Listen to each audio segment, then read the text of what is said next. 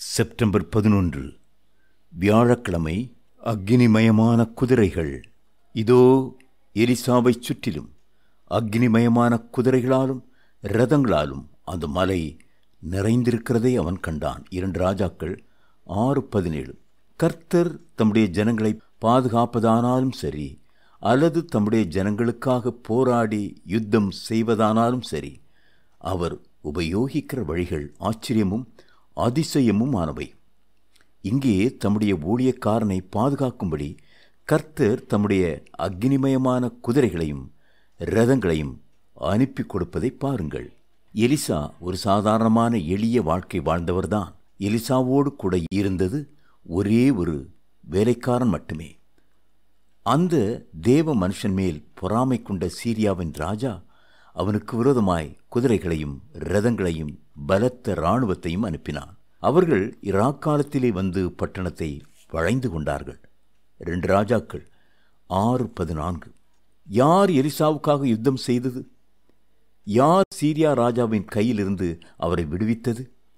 எலிசாவின் வேலைக்காரன் கதறினான், ஐயோ என் ஆண்டவனே, என்ன செய்வோம் என்றான். அதற்கு எலிசா சொன்ன பதில் என்ன தெரியுமா? பயப்படாதே, அவர்களோடு இருக்கிறவர்களை பார்க்கிலும் நம்மோடு இருக்கிறவர்கள் அதிகம் என்றான். ஆம், எலிசாவுக்கு ஆவிக்குரிய கண்கள் இருந்தன.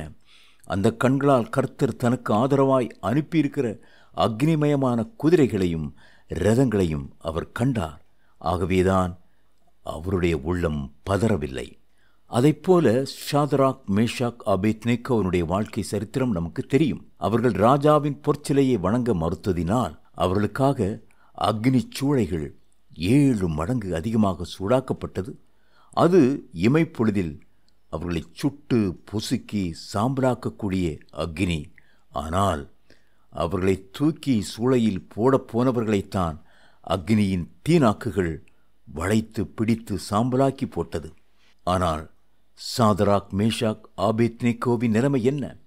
அந்த புருஷருடைய சரீரங்களின் மேல் அக்னி பலன் செய்யாமலும், அவருடைய தலைமயிர் கருகாமலும், அவருடைய சால்வைகள் சேதப்படாமலும், அக்னியின் மனம் அவர்களிடத்தில் வீசாமலும் இருந்ததை கண்டார்கள். தானியேல் 3:27. அவர்கள் அக்னியால் சேதப்படாமல் இருந்தார்கள். ஏற்கனவே அவர்களுக்குள் பரிசுத்த ஆவியின் அக்னி பற்றி எரிந்து கொண்டிருந்ததே இதன் காரணம். இந்த விசேஷ பரலோக அக்னி சாதாரண உலக அக்னியை பார்க்கிலும் பன்மடங்கு மேன்மையாய் இருந்ததினாலே அவர்களை சேதப்படுத்த முடியவில்லை. மட்டுமல்ல, 4வது ஆளாக இயேசு கிறிஸ்து தாமே அந்த அக்னிச்சூளையிலே இறங்கி மனுஷகுமாரனைப் போல அவர்களோடு உலாவினார். அவர்களும் நிலவு ஒளியில் மகிழ்ச்சியோடு நடப்பதைப் போல மனுஷகுமாரனோடு அந்த அக்னிச்சூளையிலே நடந்து உலாவினார்கள். ஆஹா, அது எத்தனை அற்புதமான ஒரு காட்சி! தேவ பிள்ளைகளே, உங்களுக்கு வரும் எந்த சோதனையாகிய அக்னிச்சூளையானாலும் கர்த்தர் பரிசுத்த ஆவியின் அக்னியை மதிலாய் வைத்து உங்களை பாதுகாப்பார். முட்செடி அக்னியால் ஜுவாலித்து எரிந்தும் அது வெந்து போகாமல் இருந்தது. யாத்ராகமம் 3:2.